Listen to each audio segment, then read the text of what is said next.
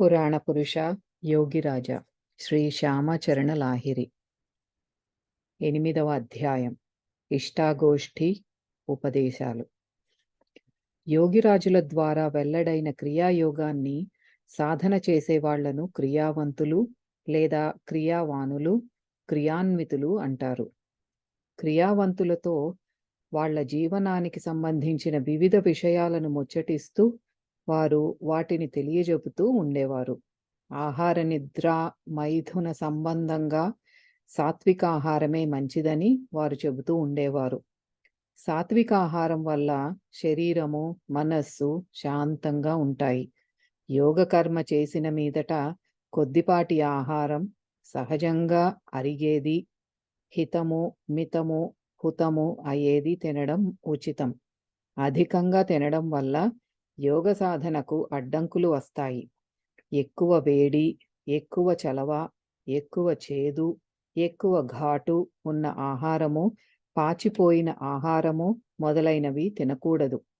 భోజనమైన తరువాత పూర్తిగా 3 గంటలు గడిచిన తరువాతే క్రియాసాధన చేయడం ఉచితం.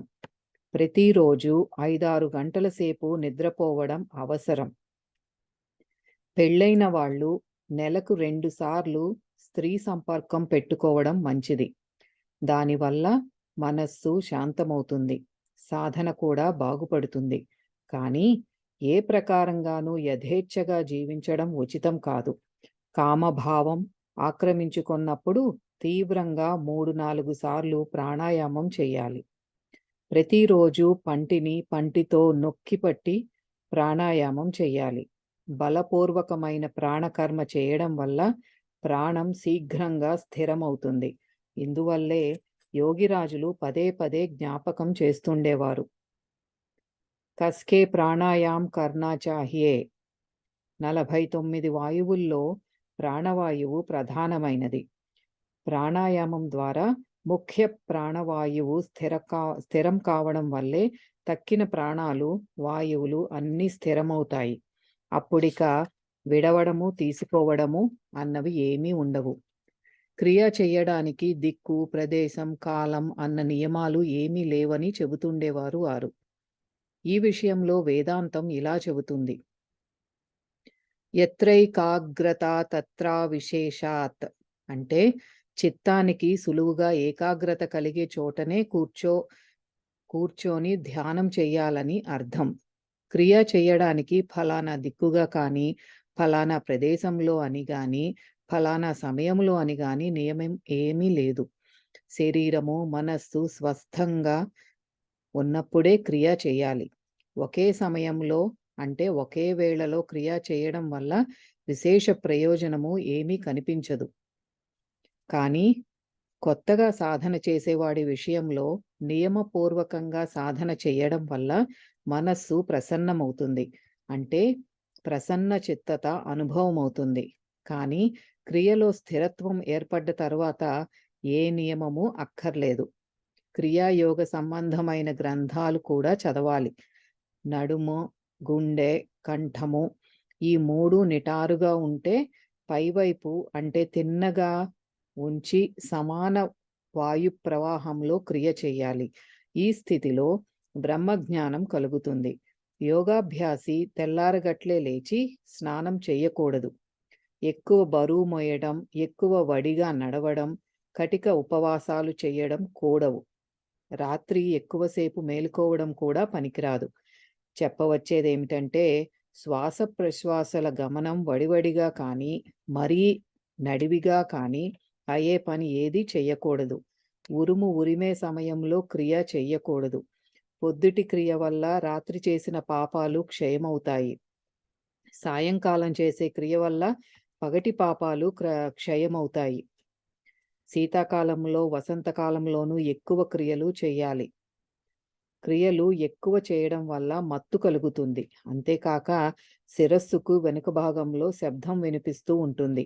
దాన్నే నాదబ్రహ్మం అంటారు. ప్రాణాయామమనుత్మత్వా ఉన్మత్తవత్ చరంతి. అధిక ప్రాణాయామం వల్ల కలిగిన మత్తులో మునిగి బ్రహ్మీ స్థితి పొంది అనాసక్త భావంతో ప్రపంచంలో నడుచుకుంటూ ఉండాలి. ప్రాణకర్మ చేయడం వల్లనే దేవత్వ స్థితిలో ప్రతిష్ఠుడు కావడం జరుగుతుంది. ఈ క్రియాయోగానికి 5 అంగాలున్నాయి. వాటిని తాళవ్యం, ప్రాణాయామం, నాభిక్రియ, యోనిముద్ర, మహాముద్ర అని పిలుస్తారు. ఈ 5 అంగాలు కలిస్తేనే క్రియాయోగం. కానీ గుహ్యతమ అంటే చాలా రహస్యమైన క్రియాయోగ సాధనా రహస్యం గురువు ద్వారానే తెలుస్తుంది. తాళవ్యం ద్వారా జిహ్వా గ్రంథిం భేదనం జరుగుతుంది. ప్రాణాయామం ద్వారా ప్రాణవాయువు, అపానవాయువు స్థిరమవుతాయి. నాభిక్రియ ద్వారా సమాన వాయువును సామ్యావస్థకు తీసుకువస్తాము. యోనిముద్ర ద్వారా ఆత్మదర్శనం కలుగుతుంది. మహాముద్ర ద్వారా వ్యాన, ఉదాన వాయువులకు స్థితావస్థ కలుగుతుంది. ఈ ప్రకారంగా పంచ ప్రాణాల మీద విజయప్రాప్తి పొందిన యోగి ఊర్ధ్వంలో ఉన్న శూన్యతత్వ స్థితి పొందుతాడు. కర్మాతీతావస్థకు చేరి ఆత్మరాజ్యంలో సంచరించడానికి సమర్థుడవుతాడు. ఒకనాడు యోగిరాజులు ఉపదేశం చేస్తున్నారు. భక్తులు తమ తమ జిజ్ఞాసలను వారి ఎదుట బయట పెడుతున్నారు. వాళ్లలో ఒక భక్తుడు, దేన్ని కర్మయోగం అంటారు అని అడిగాడు. యోగిరాజులు జవాబిస్తూ ఇలా అన్నారు: ఈశ్వరుడితో కలిపే కర్మే కర్మ. ఆ కర్మతో అవిచ్ఛిన్నంగా కలిసి ఉండడమే కర్మయోగం. తక్కినదంతా అకర్మ. ఈశ్వరుడు ఏమీ ఆకాశం నుంచి దిగివచ్చే వస్తువేమీ కాడు. అది ఒక అవస్థ, అంటే స్థితి. అది ప్రాణం తాలూకు స్థిరావస్థ.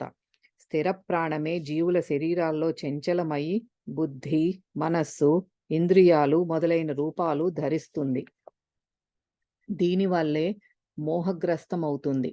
అంతేకాక అదే అన్ని రూపాల మోహజాలంలోనూ చిక్కుకొని ఉంది. కానీ ఇది జీవుడికి తన స్వరూపం నుంచి విచ్యుతమైన అవస్థ, అంటే స్థిర ప్రాణం నుంచి చంచల ప్రాణంలోకి దిగివచ్చిన అవస్థ. స్థిరత్వమే జీవుడి వాస్తవ స్వరూపం. చాంచల్యమే జీవుడు, స్థిరత్వమే శివుడు. అందువల్ల ఆ కర్మ చంచలత్వాన్ని అంతమొందించి తిరిగి అతన్ని స్థిరత్వంలో నిలబెడుతుంది.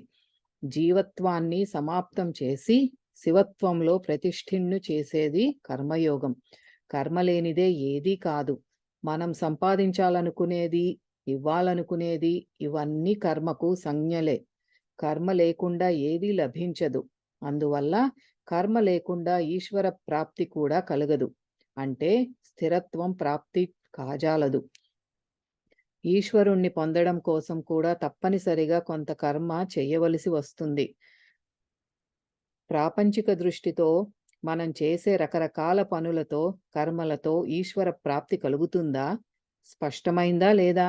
ఎందుకంటే అలాంటి పనులు కొద్దో గొప్పో అందరూ చేస్తూనే ఉంటారు కదా. మరి వాళ్ళంతా ఈశ్వర ప్రాప్తి ఎందుకు పొందరు? ఇదే కాకుండా జపం, వ్రతం, ఉపవాసం, సంకీర్తనం, సత్కార్యం, తీర్థయాత్ర, పరోపకారం, అతిథి సేవ, జీవుల మీద దయ చూపించడం మొదలైన కర్మలు అందరూ కొద్దో గొప్పో చేస్తూనే ఉంటారు. మరి వాళ్ళందరికీ ఈశ్వర ప్రాప్తి ఎందుకు కలగదు? ఈ కర్మల ద్వారా ఈశ్వరుణ్ణి పొందడం సాధ్యం కావడం లేదంటే ఈ కర్మలు ఆత్మదర్శనం, ఆత్మ సాక్షాత్కారావస్థ కలిగించే స్తోమత లేవన్నమాట. కానీ ఈ కర్మలు చేయడం వల్ల మనుష్యుడి చిత్తం శుద్ధమవుతుంది. ఇదే సాధనా మార్గానికి సహాయక అంగం. ఇందుచేత ఇవి చేస్తూనే ఉండాలి. కర్మకు ఫలితం వస్తూనే ఉంటుంది. అది కర్మ ధర్మం. దుష్కర్మకు చెడు ఫలితం వస్తుంది. సత్కర్మకు సత్ఫలితం కలుగుతుంది. కర్మ ఎలాంటిదైనా ఫలితం అలాంటిది కలుగుతుంది. ఆకలిని శాంతపరచటానికి అన్నం తినడమే కర్మ వల్లే ప్రయోజనం కలుగుతుంది. తక్కిన పనుల వల్ల అది నెరవేరదు. అలాగే ఆత్మ సాక్షాత్కారం పొందడానికి ఆత్మకర్మ వల్ల ప్రయోజనం కలుగుతుంది.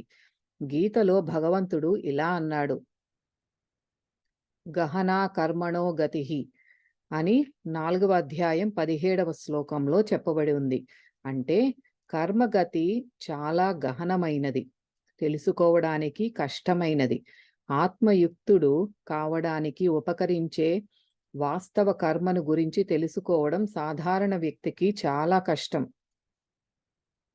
అందుకే భగవంతుడు ఇలా అన్నాడు,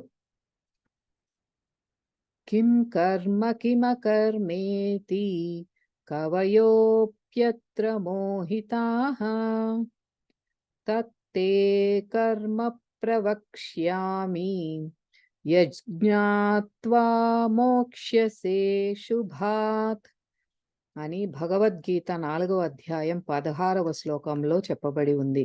అంటే ఏది కర్మ, ఏది అకర్మ అన్న విషయంలో వివేకశీలుడైన వ్యక్తి కూడా మోహగ్రస్తుడవుతాడు. కనుక అశుభ కర్మల మీది అంటే ఇంద్రియ కర్మల మీది ఆసక్తి నుంచి నువ్వు ముక్తుడవు కాగలడానికి తోడ్పడే కర్మను గురించి చెబుతాను నీకు. ఎందుకంటే స్యమ్న్యాసస్తు మహాబాహో దుఃఖమాప్తుమయోగతః అని భగవద్గీత 5వ అధ్యాయం 6వ శ్లోకంలో చెప్పబడి ఉంది. అర్జున, కర్మయోగం లేనిదే సన్యాస లేదా త్యాగప్రాప్తి అసంభవం. కర్మాతీతమైన అవస్థే త్యాగ శబ్దానికి సార్థకత కలిగిస్తుంది. ఆ స్థితిలో ఇక కర్మ ఉండదు. ఈ త్యాగ స్థితి ప్రాప్తం కావడానికి కర్మ చేయవలసే ఉంటుంది. కర్మ లేనిదే ఏది పొందడమైనా అసంభవమే. ఇందువల్లే యోగిరాజులు క్రీస్తు శకం 1873వ సంవత్సరం జూన్ 19వ తేదీన ఇలా రాసుకున్నారు, अब बड़ा मजा से बेकाम है सोई काम हुआ, यानी कुछ नहीं करना यही काम हुआ. बड़ा आश्चर्य की बातें इसमें हमेशा गरक रहना चाहिए. అంటే ఇప్పుడు ఆనందంతో పాటు అకర్మ స్థితి కూడా కలిగింది. ఆ అకర్మే ఇప్పటి కర్మ. అంటే ఏమీ చేయకుండా ఉండడమే నేనిప్పుడు చేసేది. ఆ అకర్మలోనే ఎప్పుడూ మునిగి ఉండాలన్నది మహాశ్చర్యకరమైన విషయం. అంటే సాధారణ జనుల ప్రాపంచికమైన పనులనే కర్మలుగా భావిస్తారు. కానీ యోగి వాటిని అకర్మలంటాడు. అలాగే సాధారణ జనులు అజ్ఞానం వల్ల అకర్మ అనుకునేదాన్ని యోగులు కర్మ అని ఎరుగుదురు. సాధారణ మానవుడికి క్రియకు పరావస్థ అంటే కర్మాతీతావస్థ అంటే ఏమిటో తెలియదు. ఎందుచేత అతని దృష్టిలో స్థిరావస్థ అకర్మ. కానీ యోగులకది ప్రకృత కర్మ. యోగిరాజులు క్రీస్తు శకం 1873వ సంవత్సరం జూన్ 25వ తేదీన ఈ సందర్భంలో ఇలా రాశారు, తిన్కోనా ఔర్ ఫోర్ లికిర్ తిన్కోనా యానే తినో నాడి ఇడా పింగళ సుషుమ్న చార్ లికిర్ చార్ लकीर याने क्षिति आप तेज मरुत इह सबको छोड़ के शून्य में ध्यान लगाना यही असल काम है. आज तो बिल्कुल श्वासा गया बड़ा भारी नेसा हुआ. 3 కోణాలు 4 గీతలు అంటే ఎడ పింగళ సుషుమ్న నాడులు 3, పృథ్వీ జలం అగ్ని వాయువు అనే 4 అంటే ఈ 3 నాడులకు 4 మహాభూతాలకు అతీతంగా ఉన్న 5వ మహాభూతమైన మహాశూన్యంలో అంటే శూన్యం లోపలి శూన్యంలో ధ్యానాన్ని కేంద్రీకరింపజేయాలి. ఇదే అసలైన పని. ప్రాణకర్మ చేస్తుండగా ఈరోజు శ్వాసగతి పూర్తిగా ఆగిపోయింది. ఈ విధమైన కుంభకావస్థ కలగడం వల్ల చాలా ఆనందం కలిగింది. ఈ ప్రకారంగా సాధన చేస్తూ ఉండగా తమకు కలిగిన స్థితిని గురించి వారు క్రీస్తు శకం 1873 ఆగస్టు 23న ఇలా రాసుకున్నారు, ఆజ్ అభయ్ సబ్ కర్మ మే అకర్మ జో సోయి మేరా కర్మ హై. అంటే ఏ కర్మను గురించి వారికప్పుడు భయం లేదు. అందువల్ల అన్ని కర్మల నుంచి వారికి అభయం కలిగింది. ఎందుకంటే సాధారణ మనుష్యుడికి అకర్మ అయినదే కర్మాతీతావస్థలో వారికి ఏకకర్మగా ఉండిపోయింది. అంటే వారు క్రియకు పరావస్థలోనే ఎప్పుడూ ఉంటూ వచ్చారన్నమాట. కర్మాతీతావస్థలో మునిగి ఉన్నారు. శ్రీకృష్ణ భగవానుడు అలాగే చెప్పాడు. కర్మణ్యకర్మయః పశ్యేద కర్మణి చ కర్మయః సబుద్ధిమాన్ మనుష్యేషు సయుక్తః కృత్స్న కర్మకృత్ అని భగవద్గీత 4వ అధ్యాయం 18వ శ్లోకంలో చెప్పబడి ఉంది. అంటే కర్మలో అకర్మను, అకర్మలో కర్మను చూసేవాళ్లే మనుషుల్లో బుద్ధిమంతులు. అన్ని కర్మలను చేసిన వాళ్ళైనప్పటికీ వాళ్ళు బ్రహ్మతో సంలగ్నులవుతారు. అంటే ఏమిటంటే ఫలాకాంక్షతో ముడిపడి ఉన్న కర్మలన్నిటికీ వాళ్ళు అకర్మలుగా చూస్తారు. ఫలాకాంక్ష లేని నిష్కామమైన ప్రాణకర్మను సామాన్య ప్రజలు బాహ్య దృష్టితో అకర్మగా పరిగణించినప్పటికీ అకర్మ రూపమైన నిష్కామ ప్రాణకర్మను కర్మగా చూసేవాళ్ళు మనుషుల్లో బుద్ధిమంతులు. వాళ్ళు అన్ని కర్మలు చేసి కూడా నిష్కామ ప్రాణకర్మ తాలూకు అతీతావస్థా రూపమైన స్థిర బ్రహ్మలో ఎప్పుడూ లేనులయి ఉంటారు. అప్పుడు వాళ్ళు ప్రాణకర్మ ద్వారా ముక్తులైన బుద్ధిశాలులయి ఎప్పటికీ బ్రహ్మయుక్తులయి అనాసక్త భావంతోనే అన్ని కర్మలు చేస్తూ ఉంటారు. మళ్ళీ వాళ్ళలో ఏ విధమైన ఆసక్తి ఉండదు. అంటే నాసికా మార్గంలో ప్రాణాలు రావడం పోవడం అనే కర్మకు స్థిరావస్థ ప్రాప్తమయ్యి కర్మాతీతావస్థలో ప్రాణాల్లో స్థిరత్వం కలిగినప్పుడే వాస్తవమైన కర్మ యోగ స్థితి కలుగుతుంది. అందువల్ల యోగిరాజులు క్రీస్తు శకం 1873 జూన్ 19వ తేదీన ఇలా రాశారు. హవా ఐసా ఊపర్ చఢాకి బడా జోర్ సాంగే ఉఠానే కేలియే अब बड़ा मजा से बेकाम है सोई काम हुआ याने कुछ नहीं करना यही काम हुआ बड़ा आश्चर्य की बात है इसमें हमेशा गरक रहना चाहिए అంటే ప్రాణవాయువు శరీరాన్ని బలవంతంగా పైకి ఎత్తేసేటట్టుగా ఈ విధంగా పైకి లేచింది లేదా ఊర్ధ్వముఖమైంది. ఇప్పుడు అత్యంత ఆనందంతో అకర్మ జరిగింది. అంటే కర్మరహితం అయింది. అంతేకాక ఆ కర్మరహితావస్థలో ఉండడమే ఇప్పుడు నా పని. గొప్ప ఆశ్చర్యకరమైన విషయం ఏమిటంటే ఆ అకర్మ స్థితిలోనే ఎప్పుడు మునిగి ఉండిపోవాలి. ఇదే క్రియకు పరావస్థ. ఇందులోనే ఎప్పటికీ ఉండిపోవాలి. ప్రాపంచిక కర్మను పూర్తిగా విడిచిపెట్టడం సాధ్యం కాదు. అందుకే భగవంతుడు అర్జునుడికి ఇలా చెప్పాడు. నియతం కురు కర్మత్వం కర్మజ్యాయో హ్యకర్మణః శరీరయాత్రాపి చ తేన ప్రసిద్ధేద కర్మణః అని భగవద్గీత 3వ అధ్యాయం 8వ శ్లోకంలో చెప్పబడి ఉంది. నువ్వు చెయ్యవలసిన కర్మ చెయ్యి. ఎందుకంటే కర్మ బొత్తిగా చేయకుండా ఉండడం కంటే తక్కువ చేయడం మంచిది. కర్మలన్నీ పూర్తిగా విడిచిపెట్టి శరీర యాత్ర జరపడం సాధ్యం కాదు. ఏ పని చెయ్యకపోవడం దోషమో అది తప్పకుండా చేయవలసిన పని. ఈ అజపారూప ప్రాణకర్మే అంటే ప్రాణాయామమే తప్పనిసరిగా చేయవలసిన కర్మ. ఎందుకంటే ప్రాణవాయువు ద్వారానే దేహానికి రక్ష కలుగుతోంది. కనుక ప్రాణవాయువే ప్రతి ప్రాణికి ఆయువు. అన్ని పనులు విడిచిపెట్టిన తరువాత కూడా శ్వాస ప్రశ్వాసల పని సాగుతూనే ఉంటుంది. దాన్ని చేయకుండా ఉండే మార్గం ఏదీ లేదు. పైగా ఈ కర్మ జరక్కపోతే దేహానికి మనుగడే ఉండదు. అది ప్రాణం నుంచి పుట్టింది. అది లేనిదే జీవుడు జీవించి ఉండలేడు. అదే ప్రాణానికి బాహ్యాభివ్యక్తి. మనుష్యుడు చేసే పనులన్నీ అంటే కర్మలన్నీ సకామమైనవి అంటే కోరికతో కూడుకున్నవి. అతని కోరికలు వాసనలు అన్నీ ఖచ్చితంగా వాటితో ముడిపడి ఉంటాయి. శ్వాస ప్రశ్వాస కర్మ ఒక్కటే నిష్కామ కర్మ. ఎందుకంటే ఏ విధమైన ఇచ్ఛ కానీ అనిచ్ఛ కానీ దాంతో ముడిపడి ఉండదు. మనం కోరినా కోరకపోయినా శ్వాస ప్రశ్వాస కార్యం సాగుతూనే ఉంటుంది. చెంచల ప్రాణంలో పుట్టిన చెంచల మనస్సు ఉన్నంత వరకు సకామ కర్మే జరుగుతుంది.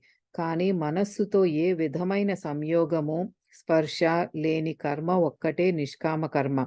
మనిషి గాఢంగా నిద్రపోతున్నప్పుడు, అతని ఇచ్ఛానిచ్చలు రెండింటి జాడలు లేనప్పుడు కూడా శ్వాస ప్రశ్వాసల పని నడుస్తూనే ఉంటుంది. నిద్రపోతాను అన్నది తన కోరికకు అభివ్యక్తి అయినట్లే, నిద్రపోను అన్నది కూడా కోరికకు అభివ్యక్తే. ఈ రెండు కోరికలు లేనప్పుడు కూడా సాగే పనే నిష్కామ కర్మ. అందువల్ల ఈ శ్వాస ప్రశ్వాస ప్రక్రియే లేదా విశిష్ట కర్మే నిష్కామ కర్మ. ఇది తప్ప తక్కిన పనులన్నీ మనస్సు వల్ల పుట్టేవే కనుక సకామ కర్మలని అంటారు. మనస్సే ఒక ఇంద్రియం కాబట్టి ఇంద్రియం ద్వారా చేసిన కర్మ నిష్కామం కాలేదు. గీతలో శ్రీకృష్ణ భగవానుడు ఈ నిష్కామ కర్మను గురించే చర్చించాడు. ఎందుకంటే జీవుడి దేహంలో సంచరించే ప్రాణవాయువే జీవుడి వర్తమాన లేదా అస్తిత్వమాన అవస్థ. దానికే అజపారూప హంస అన్న పేరు పెట్టారు. దాని బహిర్ముఖ గతిశీలతలో వ్యతిరేక పద్ధతిలో హంసక్రియ జరిగినట్లయితే వికారం పుడుతుంది. దానివల్ల జీవుడు ఎప్పుడూ వికారాల్లో మునిగి ఉంటాడు. దాని బహిర్ముఖ గతి ఆయుక్షయంతో పాటు దేహక్షయానికి కూడా కారణమవుతుంది. కానీ అజపారూపమైన హంస తాలూకు అంతర్ముఖ గతి ద్వారా విధిపూర్వకమైన హంసక్రియ అంటే ప్రాణక్రియ చేయడం వల్ల బహిర్ముఖ గతి రూపమైన విరుద్ధ క్రియను నివారించడానికి వీలవుతుంది. అప్పుడు ఆత్మభావం అంటే స్వాభావికావస్థ ప్రాప్తించిన తరువాత అన్ని రకాల వికారాలు తొలగిపోతాయి. ఇందుకే యోగిరాజులు క్రీస్తు శకం 1873 జూలై 21వ తేదీన తమ డైరీలో ఇలా రాసుకున్నారు. आज और बड़ा स्थिर घर का हाल मिला, आंख आप बंद हुआ जाता है और ब्रह्म साफ दर्शन होने लगा. त्रिकुटा यानी जिह्वा मूल ऊपर तालु का छेद बंद करता है और जिह्वा का अग्रभाग तालु मध्य में लगता है और जिह्वा का मूल तालु के नीचे लगता है. इसी तरह से बिल्कुल बाहर का श्वासा बंद होता है. धन्य भाग उसका जिसको यही होय. అంటే ఈ రోజు ఇంకా ఎక్కువ స్థిరమైన గృహం అంటే స్థానం ఎక్కడ ఉన్నది తెలిసింది. రెండు కళ్ళు వాటంతట అవి మూసుకుపోతున్నాయి. బ్రహ్మ ఇంకా స్పష్టంగా అవిపించడం మొదలుపెట్టాడు. త్రికూటానికి అర్థమేమిటంటే మూడు కొమ్ములు గల కొండ లేదా పవిత్ర తీర్థం.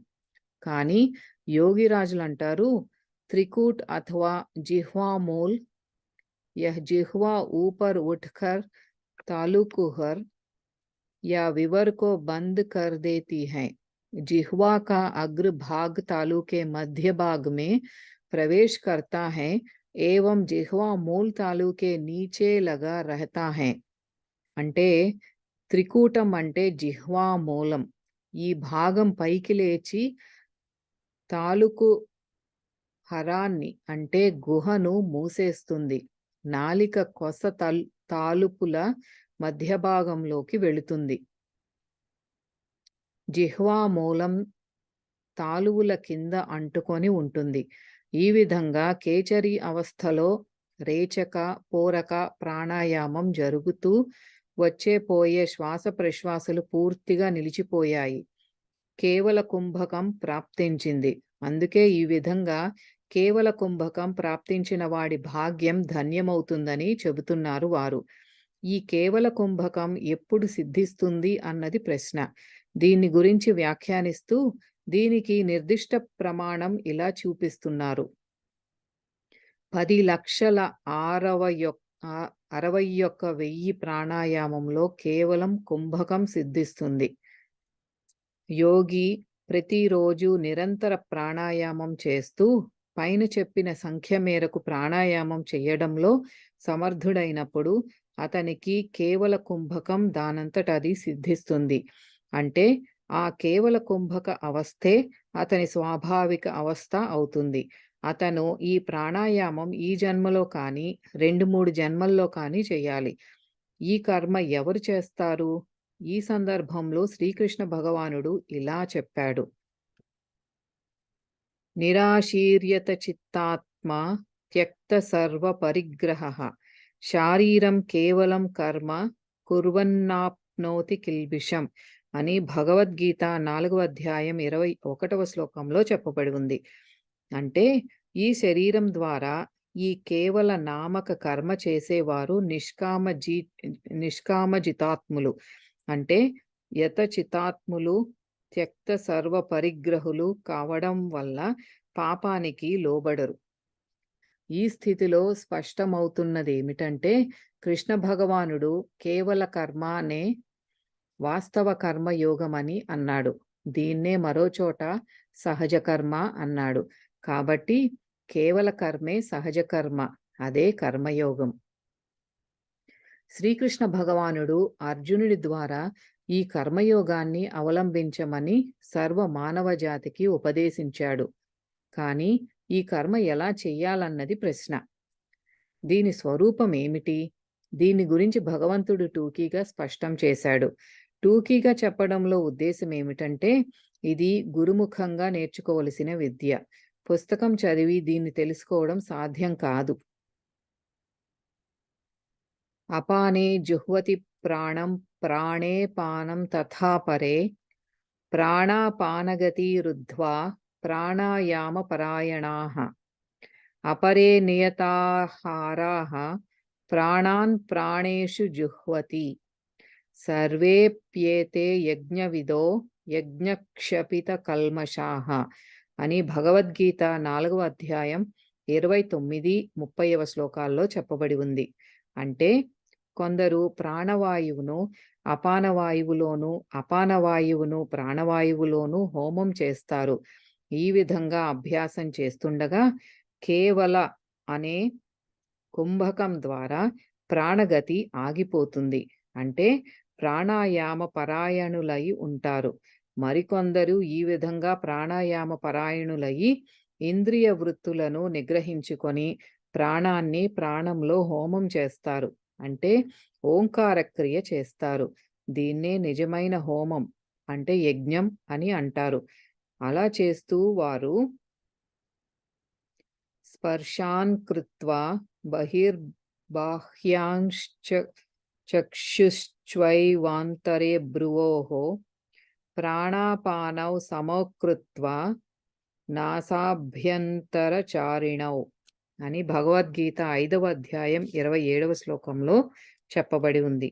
అంటే రూపం, రసం వంటి బాహ్య విషయ సమూహాన్ని బయటే ఉంచి చూపును, కనుబొమ్మలు రెంటిని మధ్య నిలిపి శాంభవి ముద్రలో నాసాభ్యంతర చారులవుతారు. అంటే ముక్కులో లోపలే శ్వాస ప్రశ్వాసలు జరుగుతూ ఉంటాయి.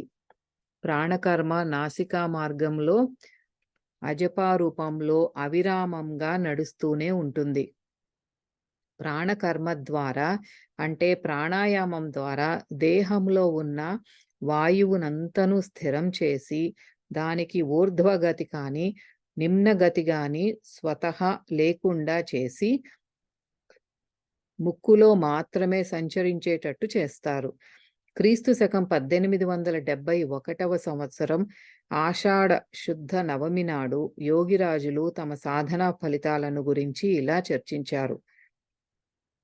ఆంఖ్ ऊपर स्थिर हो गया, ब्रह्म देखने लगा, श्वासा भीतर भीतर चलने लगा, मन स्थिर भया, प्रणाम करिया विंदी अंख के ऊपर हाथ तपात के थोड़ी पीछे के प्रणाम के भखत खाली आंख से देखा सबेरे के भखत अब प्रणाम करने को इरादा ना ही करता आपने आप प्रणाम होता है।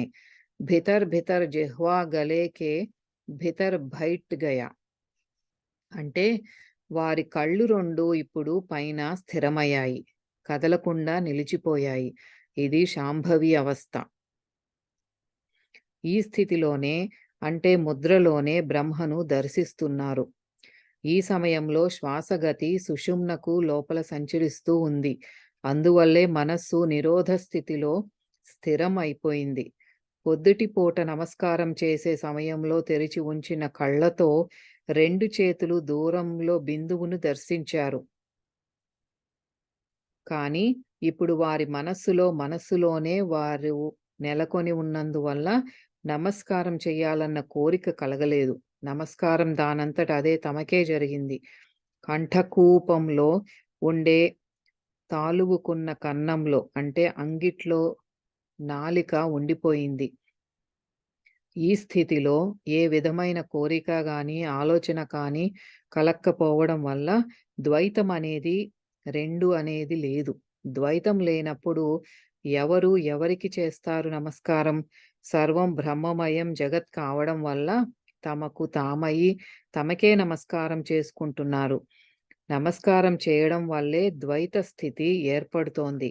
అలా జరగడం వల్ల ప్రాణకర్మనే అంటే ఆత్మకర్మనే వాస్తవ కర్మయోగం అంటే ఇడాపింగళ కార్యం జీవుడి దేహంలో నిరంతరం సాగేటట్టు చేస్తోంది.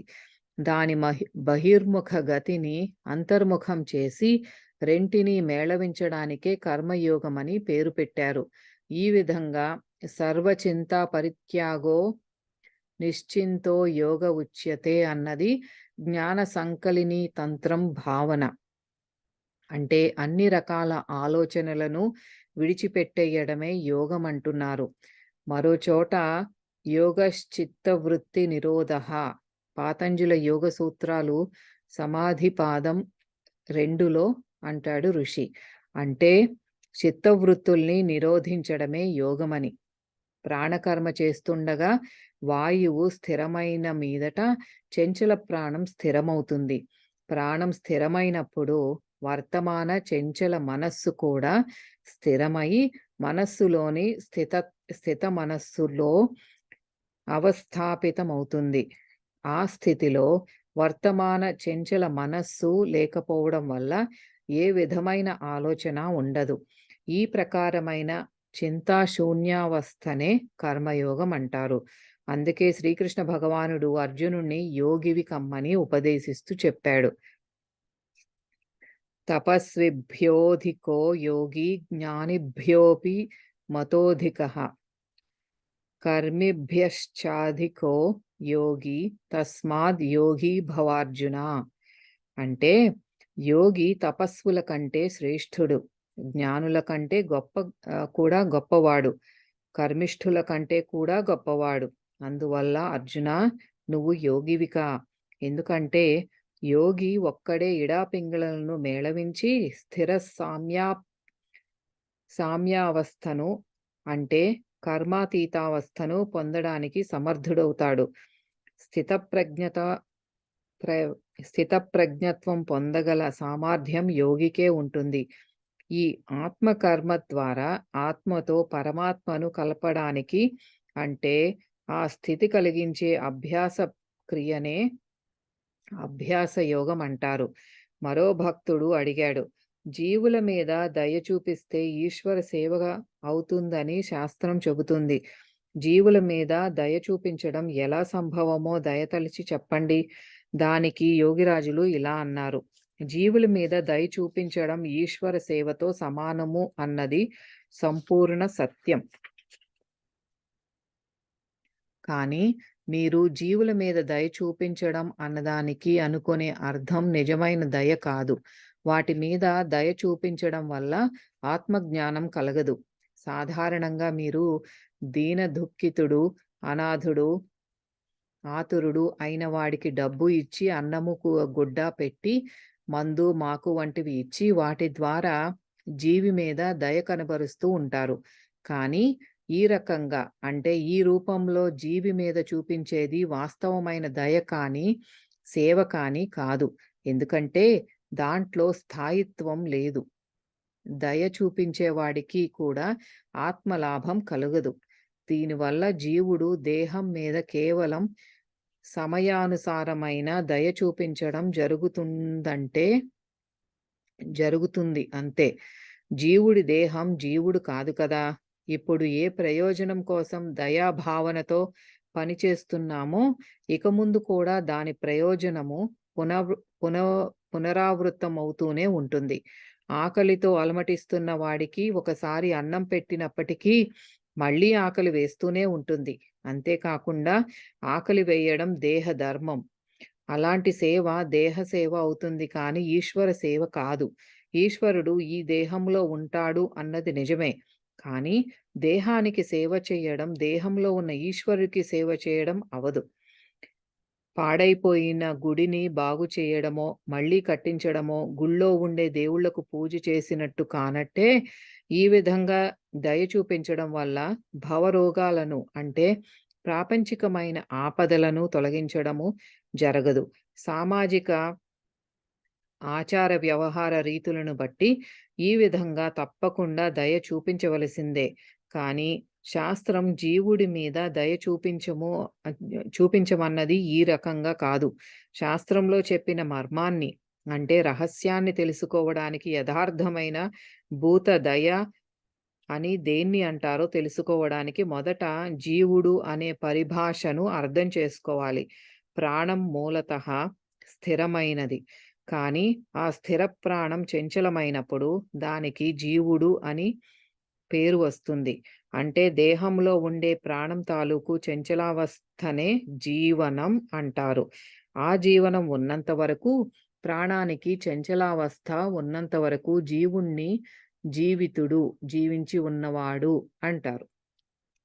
ఈ ప్రకారంగా జీవదయ అనే అర్థంలో ప్రాణం తాలూకు ఆ చంచలావస్థ మీద దయ చూపించి దాని స్థిర ప్రాణంలో తిరిగి ప్రతిష్ఠితం లేదా రూపాంతరితం చెయ్యడమే వాస్తవమైన ఈశ్వర సేవ. ఎందుకంటే స్థిర ప్రాణమే ఈశ్వరుడు. ఆ స్థిర ప్రాణానికి సేవ చెయ్యాలంటే చంచల ప్రాణాన్నే దానికి సాధనం చేసుకోవాలి. ముల్లుతో ముల్లు తీసేసినట్టన్నమాట. ప్రాణసేవ ప్రాణం ద్వారానే సంభవం. బాహ్య వస్తువు ద్వారా ప్రాణసేవ చేయడం అసంభవం. తన్ మన్ వచన్ కర్మ లగావే ఇసీకో అహింసా కహతే హై. శరీరము, మనస్సు, మాట, చేత ఏకత్రం చేసిన మీదటే అంటే స్థిరం చేసిన మీదట సంభవించే అవస్థనే అహింస అంటారు. వచన్ వా అంటే వక్త్రం కంఠం, చ అంటే చక్షువు కన్ను, నా అంటే నాసిక ముక్కు అని గ్రహించాలి. ముక్కు ద్వారా వస్తున్న ఊపిరిని కంఠం ద్వారా లక్ష్యం చేసి చెప్పాలి. కర్మకు అర్థం ప్రాణకర్మ. ఈ విధంగా అహింస ప్రాణకర్మ సాపేక్షమైనది. ఆ సమయంలో శరీరంతోనూ మనస్సుతోనూ మాటతోనూ చేసే అన్ని పనుల్లోనూ హింస లేకపోవడమే అహింస. యోగిరాజులు అన్ని పదార్థాల్లోనూ అంటే సర్వభూతాల్లోనూ ఈశ్వరుణ్ణి దర్శించేవారు. దీనికి సంబంధించి వారు తమ డైరీలో ఇలా రాసుకున్నారు. ఏ ఇసా ఛాయా పురుష్ ఘట్ ఘట్ మే దేఖా. ఛాయా పురుషుణ్ణి అంటే ఉత్తమ పురుషుణ్ణి, అదే పురుషోత్తమ నారాయణుణ్ణి పురాణ పురుషుడు అంటారు. అతడు అన్ని ఘటాల్లోనూ అంటే అన్ని దేహాల్లోనూ ఉన్నట్టు తెలుస్తున్నవాడు. యోగులు అతన్ని రెప్పలార్పని చూపుతో చూస్తుంటారు. క్రీస్తు శకం 1873 ఆగస్టు 12వ తేదీన ఇలా రాశారు. ఏక్ ఆది పురుష్ ఖడా దేఖా. ఆది పురుష్ శూన్యమే అంటే మహాశూన్యంలో ఒక ఆది పురుషుడు నిలిచి ఉండడం చూశాను. ఆ తర్వాత ఇలా రాశారు. చాంద్ మే ఓహి పురుషోత్తమ్ కా రూప్ రాత్ భర్ దేఖా కభీ హాత్ పైర్ భీ హై. కూటస్థంలో కనిపించే చంద్రుడిలో ఆ పురుషోత్తముని రూపాన్ని రాత్రంతా చూశాను. అప్పుడప్పుడు ఆయన చేతులు కాళ్ళు కూడా చూశాను.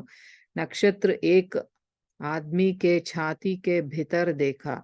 ఒక వ్యక్తి రొమ్ములో ఆ ధృవతారను చూశాను. ఓకే భజన్ కరే సాధన్ కరే కే కార్ కిబా కరే. ఓకి సాదా మానుషటి ఓకి కాలో మానుషటి. ఓజే సాదార్ ఊపర్ కాలో సాజే ఏమన్ మానుషటి.